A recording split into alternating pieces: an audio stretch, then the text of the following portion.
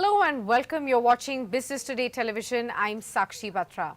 Well, the government's announcement of the next generation GST reforms definitely marks a significant step towards simplifying India's indirect tax regime. The group of ministers on GST have accepted some of Centre's proposals to move to a two-slab rate GST structure of 5% and 18% now.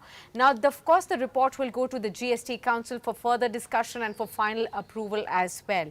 There are also many key sectors which may see a reduction in GST rates as is being indicated. Insurance, autos, cement, consumption, all of these sectors are in clear focus. The big question is, will this enhance affordability, boost consumption, and how will these sweeping reforms really impact you, your wallet and the overall Indian economy? That is what is going to be the focus of our conversation in this special edition today.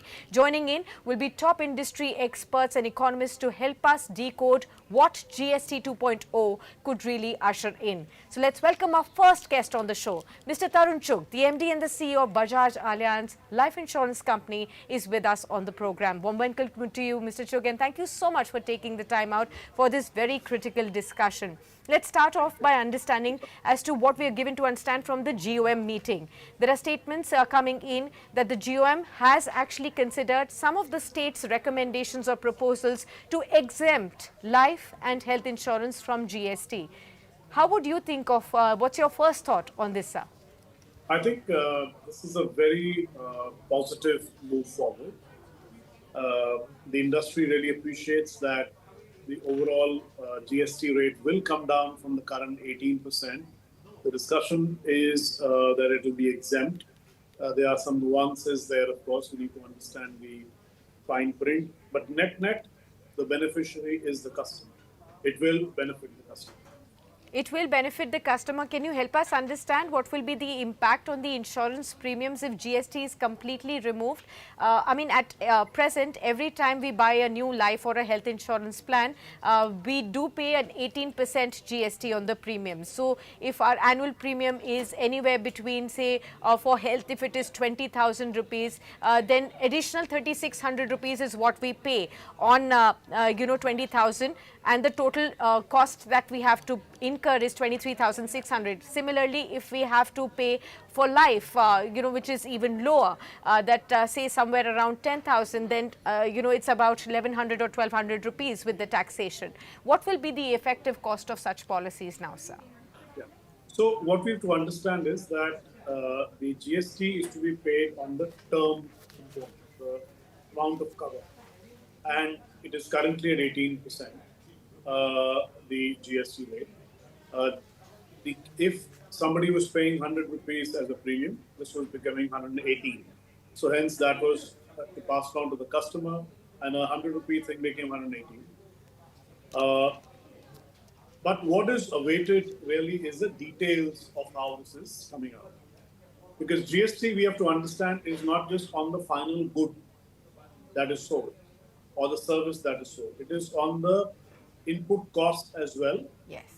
Because to make the entire product, you have a set of components. There is a reinsurance cost, there is a commission, there are other elements that go in, and the net GST has to eventually come down. That detail is not yet out. So till that is out, we can't really comment entirely. But overall, I do feel that because the GST amount will come down, the benefit will be available for the customer. Okay, so just let me prod a little bit more. There have been some concerns from some of the industry players about the loss of input credit due to complete GST exemption. There's also a thought process that in case there is a complete GST exemption, there could be also a resultant increase in the base premium because insurers will need to pass on some of the costs that they have been incurring, which used to get offset because of the input tax credit, but now will not be able to, be used. How would you explain that, sir? So that point you've mentioned is absolutely correct, and which is what we are waiting for the details to come. Because like I said, GST is not just on the output, it is on the input credits also that are currently netted out. So that net has to be passed on to the customer. At this point in time, that clarity is not there. So till that credit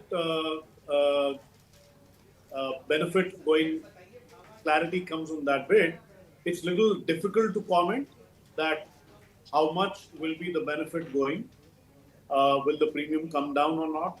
But net, I do expect that the overall, because the sum of parts have to be less than the whole. I think that's what we have to see. And that is what we expect. It will be lesser. How less, we can't say, because the credit we have to understand. Okay, so let's try to simplify it for our viewers as well, sir.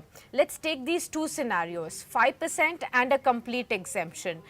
Could you break down for us, just for a ballpark, do not help us understand to the T, but ballpark, what will happen in either of these cases to the end consumer from the outgo perspective that they have to do on premium, sir?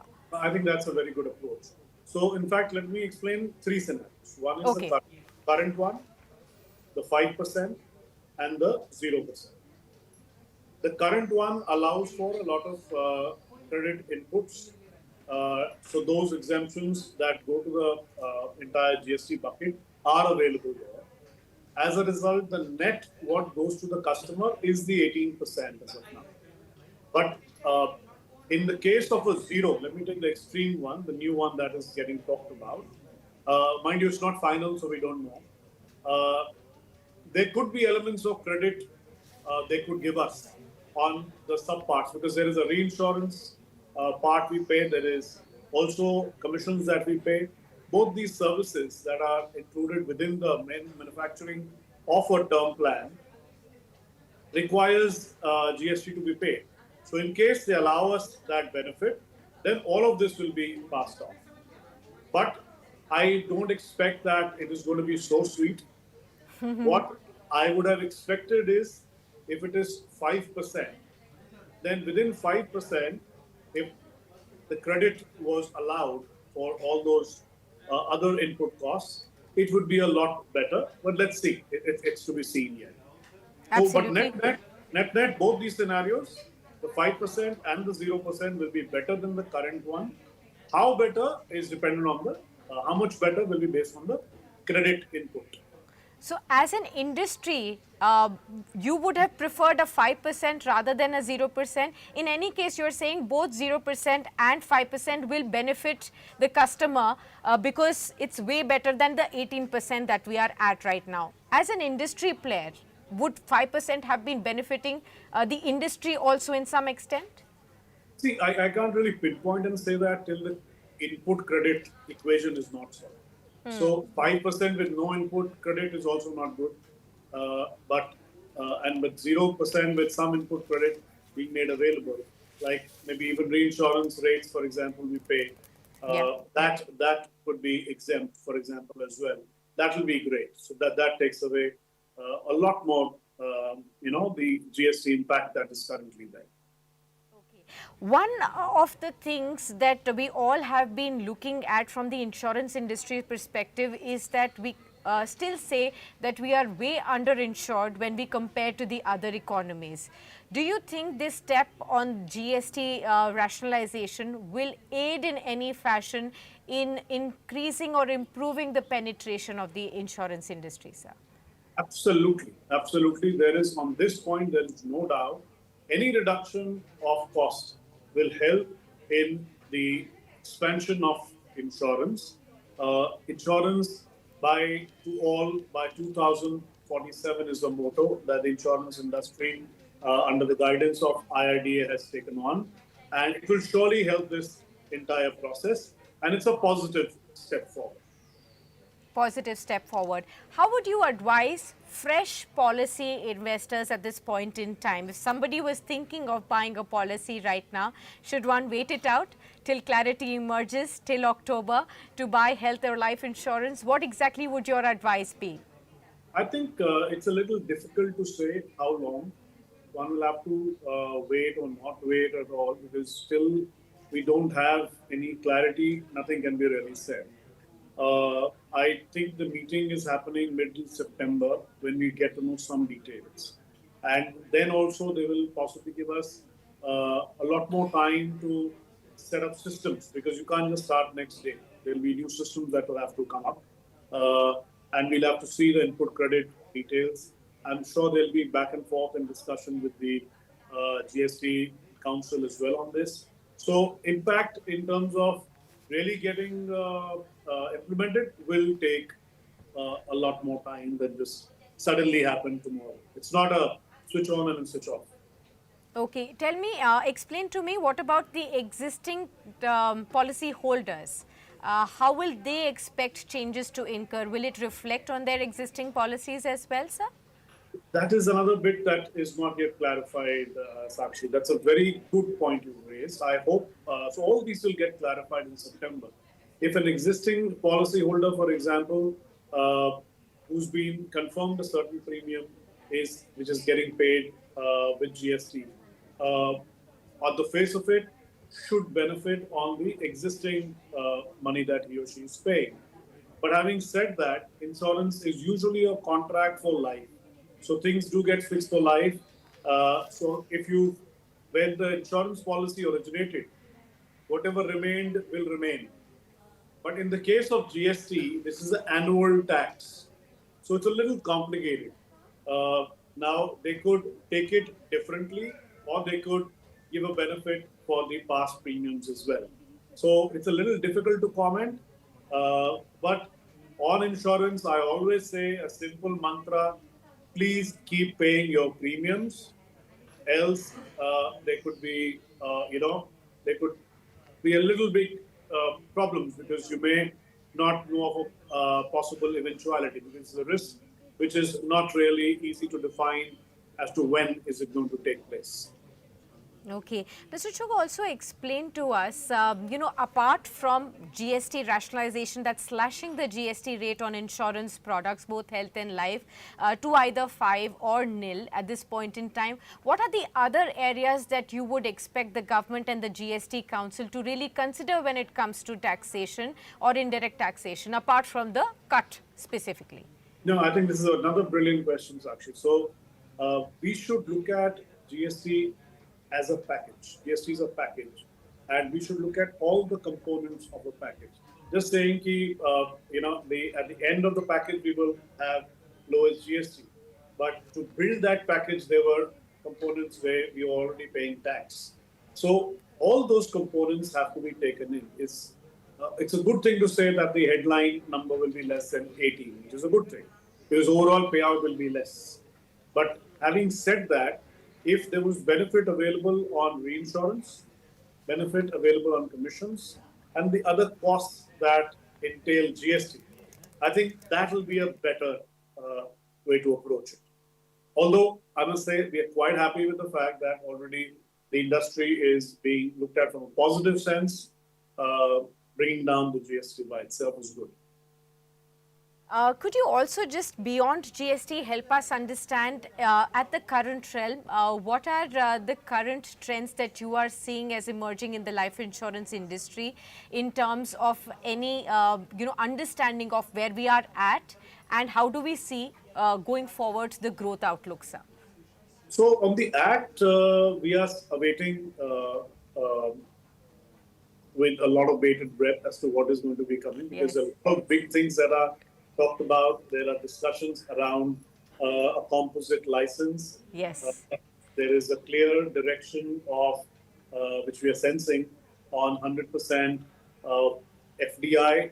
These two significantly will be huge. There are things that we've been proposing on the distribution side, how we can, kind of unleash the the entrepreneurial spirit in distribution to be able to take it to the masses in India, because that's the only one we have to achieve to be able to get to insurance by 2047. So that is something that we are waiting with bated breath. We were expecting it will be introduced in the monsoon session. It hasn't been.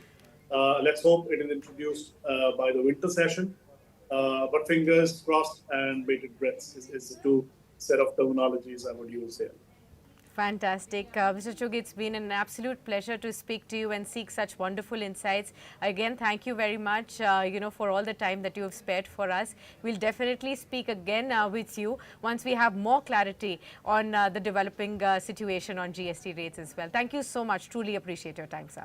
Thank you. Thank you, Sakshi. Thank you so much. All right, viewers, so that was an overall understanding that I'm sure you must have really understood from the industry experts as to how GST rationalization on both life and health is ultimately going to be impacting you. Is there going to be a significant amount of reduction in the premiums that you pay? What are the factors that all of that will depend on, and how is the industry shaping up as well? So that was the insurance part. But there are other sectors and the overall economy that we need to focus on as well with respect to GST 2.0 and how that could impact. So let's understand the auto space. We have another brilliant guest now joining in. We have Shridhar Kallani. He's the research analyst for automobiles at Axis Securities, now joining in on the program with us. And shortly we'll also be joined by Mr. Madan Sabnavis, the chief economist of Bank of Baroda, also joining in on the platform as well. So first of all, welcome Shridhar. Thank you so much for taking the time out for this one.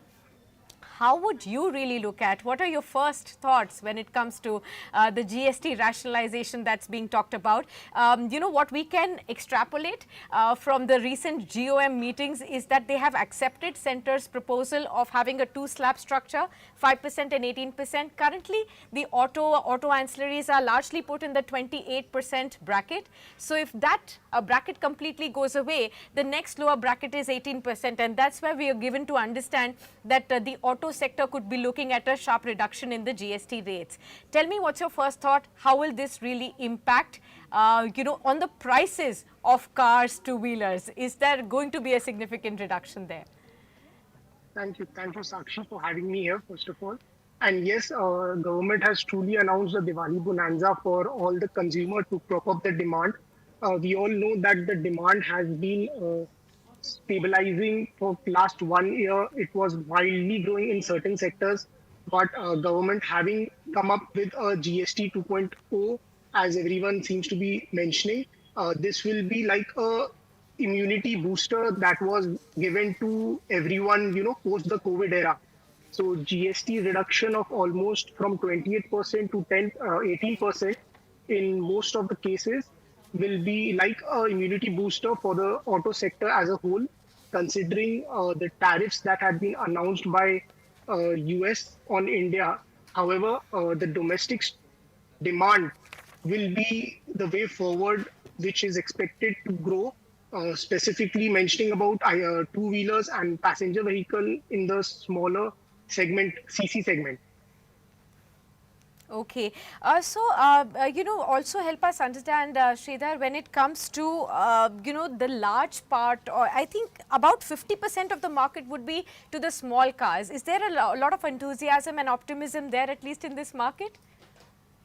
So, as per dealer checks that we have done, inquiries have started pouring up in their dealerships as to what is the GST cut on the prices of vehicles that will be happening. Yeah. So really the demand inquiries have started increasing as per dealers, especially in the smaller entry-level passenger vehicles, Yes. which has been largely declining for almost 2 to 3 years now. Yes. So Yes. we really believe that, yes, we are in a trough region and an uptick should be expected moving forward from September onwards. Very important points that you marked out.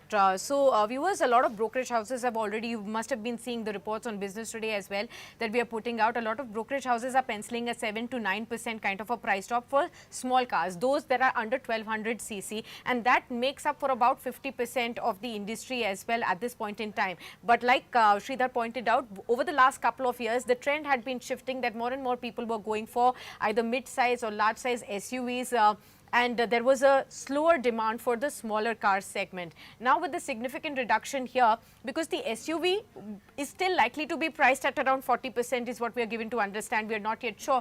You could probably give us an insight on that front as well. So how will the dynamics on demand really play out there? So if you see for smaller passenger cars, if they say up to 10% of reduction by GST, largely what will happen is almost 5 to 6 EMIs will be saved by a common man.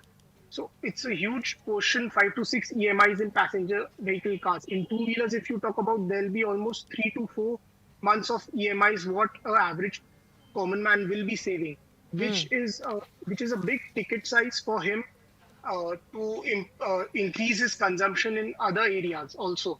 And Okay. if you see, the government has clearly given a major boost. And if you talk about the higher CC vehicles, so there was a cess which was like above 40%. There was almost 22% of cess. So there are talks that the cess portion might be also relaxed as per media reports. So that might also, boost the high-end vehicles also. Okay. Okay, got that. Let me also welcome Mr. Madan Sabnavis, Chief Economist at Bank of Baroda, now joining in on the panel discussion. Warm welcome to you, sir. Thank you so much for taking the time out yet again on this very critical topic that we are discussing, GST rationalization, GST 2.0. How do you see this as at the outset for the overall Indian economy? Is it good for us? Is it going to be good, at least in the long run for us? What is the kind of impact do you see of, these sweeping reforms that are being talked about, sharp reductions for the first time after the introduction of GST, sir? So if I start off from the long run, I think normally when we're talking of a GST structure in any country, we need to be having one or two rates. I think that was one of the grievances which the system had, saying that we had too many rates. Ideally, we should be having much fewer. So I think that is something which has been done by bringing it down to two slabs of 5% and 18%. So I think on the whole, it's obviously very, very progressive. I think what the government wanted to do was, you started off with it in 2016-17, wanted to see how this actually progresses. We have seen that the progress has been fairly remarkable. So this was the time to now sort of rationalize it. Now, if I look at it from the point of view of the more of the short and medium terms, I think the government is concerned of the fact that consumption is something which has not been picking up. I think that's been another grievance of the corporate sector. I think all their corporate results, when the FMCG guys come on the TV, they're always saying that it's a problem in terms of demand. So I think what the government has done is they have supplemented the budgetary measure. Sorry, when we had the income tax cuts which were announced, which was to release around 1 lakh crores of money to consumers for spending purposes. So now this has been supplemented with the GST cut, which is hopefully going to come in before the festival season begins. So we are assuming that maybe from October onwards, from Dussehra, Diwali onwards, that's a time when typically Indian households tend to spend a lot of money. They will be having these tax cuts in place. So the way they've been targeted also, if you look at it, the movement of 28 to 18 and 12 to 5, I think lots of these products which we're talking of are in the consumer goods segment. So we can look at a big fillip being given to overall consumption. So the timing also has been very right, because at a time when we have seen that the tariff issue has come up, that exporters are fairly concerned about what would be happening, the government has provided support by saying, okay, exports is one issue which we will take on in a different forum, but let's look at ways in which your domestic industry, domestic demand is something which picks up. And that's what we're seeing the GST does. So if you look at things like clothing, for example, automobiles, which have been spoken of, I think that's where we could be seeing a positive thrust.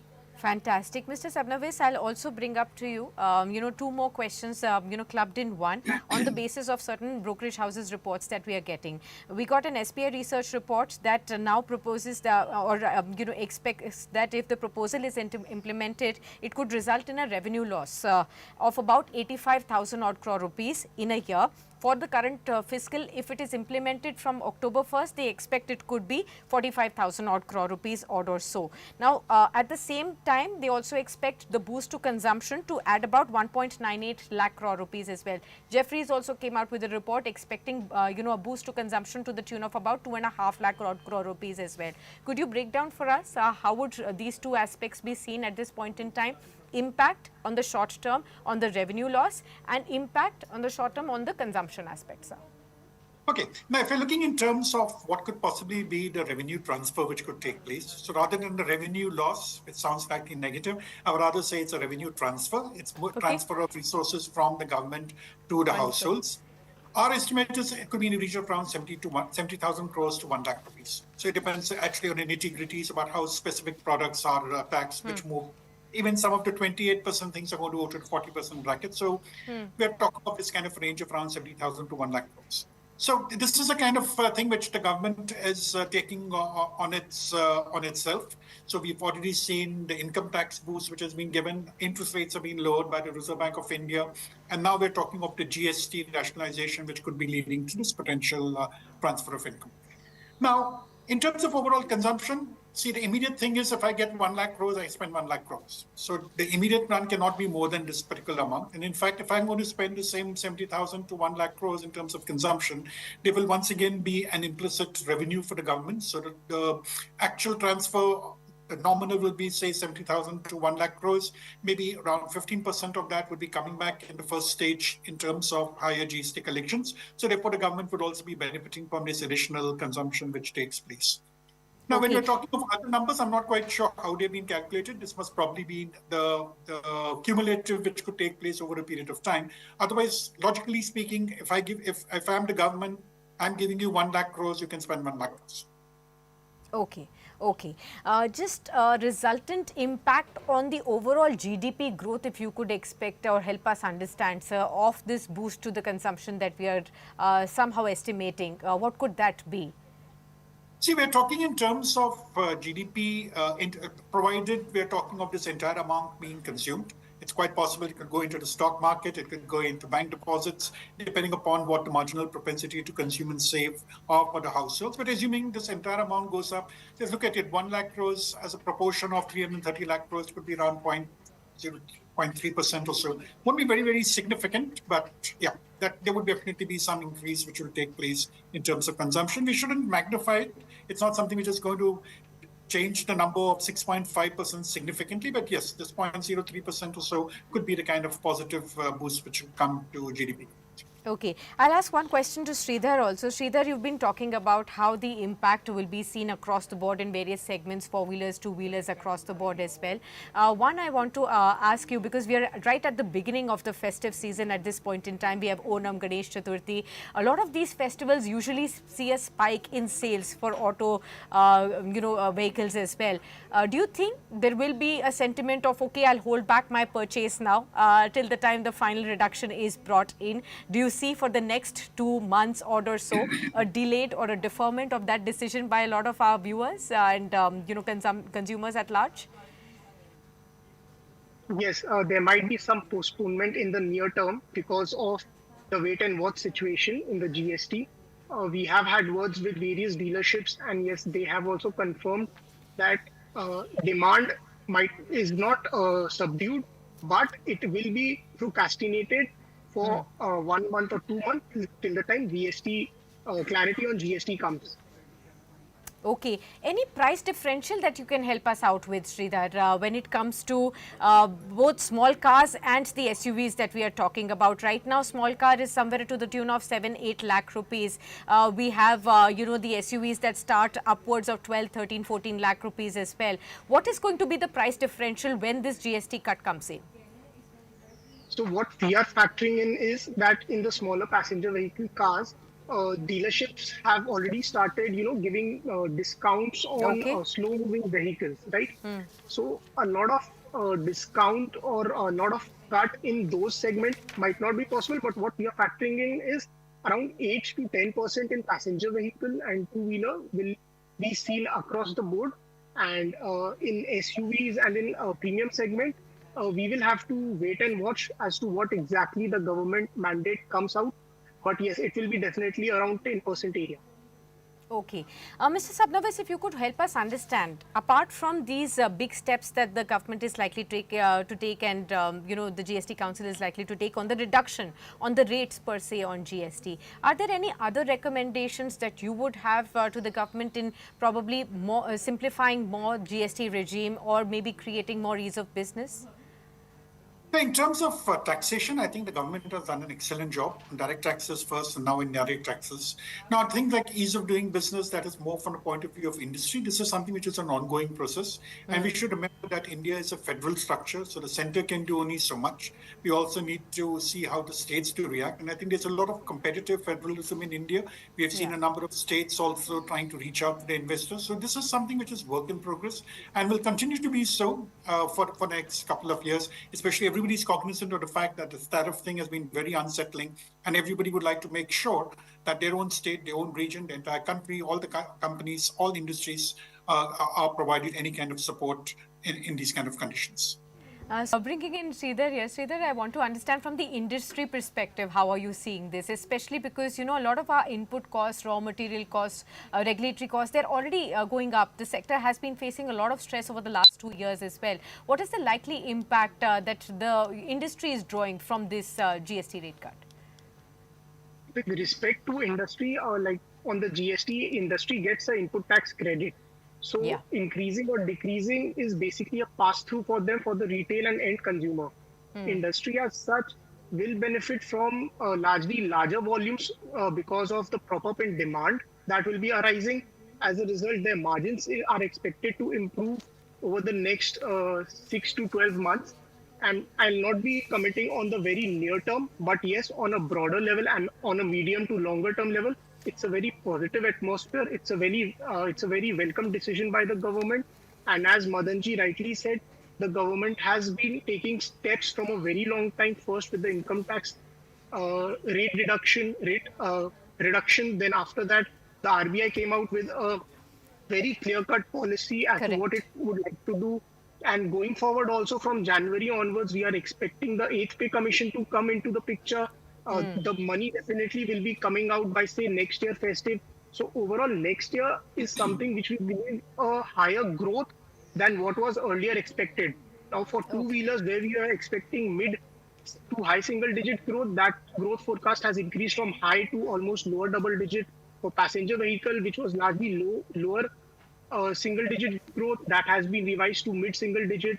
So overall, if you see, the demand environment is coming out to be very positive. Okay, fantastic. Mr. Sabnavis, what Shridhar also pointed out that we've had a slew of measures and you've been also talking about it as well. We first had the direct tax cuts and now the indirect ones. We've also had an RBI rate cut which is cumulated to 200 basis points as well. And we're recently also seeing a lot of ratings upgrades for the economy as well. How do you look at all of this coming together and overall what will be the impact of this?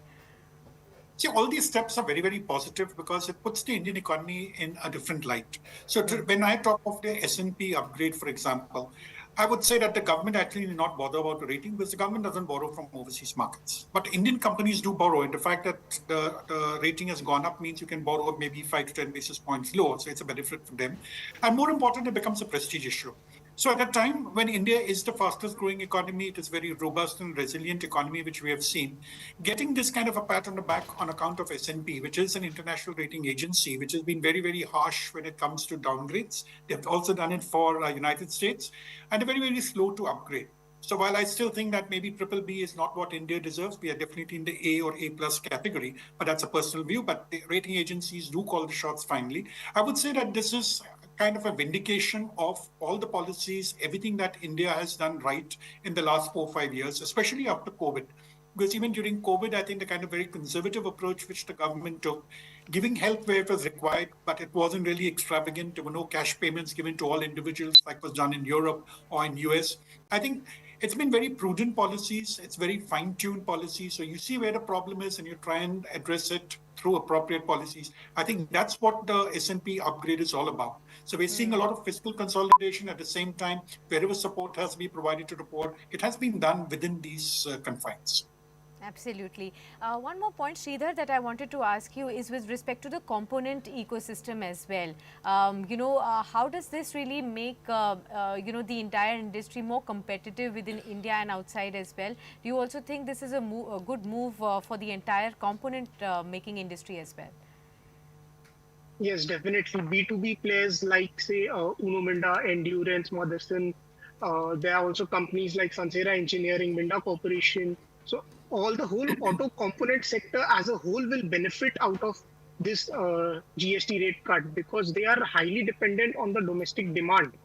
And in the export side also, they will be cushioned to a certain extent, which I believe even if the foreign countries impose certain tariffs on India, so it will also act as a cushion for them to compete with the other global emerging market players and industries over there. Mr. Sabnavis, will there be a short-term impact on the GST collections because of this as well? Definitely, there will be a short-term impact because the revenue is going to come down, and until the people start spending it, how many other times they spend it, and your revenue will increase. But I think the government is also cognizant of the fact that Reserve Bank of India dividend has been very, very liberal. It's been a very large amount. It provides the kind of buffers which are there, which are required to ensure that we do not slip up anywhere in terms of the fiscal targets. So I think that has been the starting point, that we have an economy which is growing at a very stable pace of, say, 6.5%. We've had negative inflation, so maybe my nominal GDP growth rate, which was budgeted for in the region of around 10%, may not be achieved. But to the extent that we have this cushion which has been provided, I think from the fiscal point of view, I don't think there will be any challenges for the government. Capex is going as per plan. So even if I look at the core sector data, it looks like that the only sector which seems to be firing is the government on the capex front.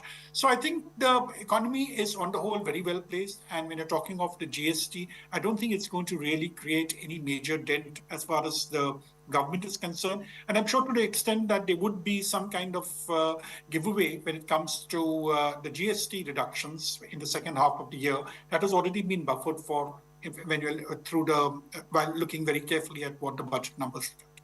Right. Mr. Sabnavis, help us understand towards the end. I think we are getting a slew of great news from within the country, but it's the, outsides that continues to be looming as an uncertainty over the growth, projections that we have and, the kind of expectation that we would have for the economy. Do you think at some extent GST rate cuts will be able to offset the impact of higher tariffs on India? See, it will not offset, but it will definitely mitigate whatever negative things happen, because we should remember that the sectors which are being affected on account of tariffs may not necessarily be the ones which would be getting the boost in terms of additional domestic consumption. But to the extent that there is an overlap, I think the sectors will be protected to a certain extent. But on the whole, we should remember, as I mentioned earlier, the SMEs are the ones which are vulnerable. So we're talking of textiles, we're talking of leather goods, we're also talking of precious stones. These are the ones which we're exporting. At a micro level, there will definitely be a little more support which the government will have to offer, maybe through the credit route, maybe through some tax concessions which are given. But that will be taken on, I'm quite sure, by the government as and when things are clearer in terms of what exactly the tariffs would mean for the Indian economy in general and for these specific industries. Fantastic. All right. The time's up, but we could have gone on to discuss this, to seek all your wonderful insights, sir. So thank you so much, Mr. Sabnavis, for sparing your time for us, explaining to us all the contours, the implications of what GST 2.0 could really bring in for the economy at large. It's always a pleasure to host you, sir. Thank you so much. All right, viewers, we've come to the end of our GST conversation. Over the last 40 minutes, you would have really, got to understand what are the broad implications for various industries like insurance and auto, for instance, and what could GST 2.0 reform, the next generation reforms, could actually bring in, and what impact could that have on the overall economy as well. With that, we wrap up, but do stay tuned on to Business Today Television. There's a lot more for you to really look at in the markets as well. And of course, I'll be back for the closing edition on Market Today. So stay tuned for that.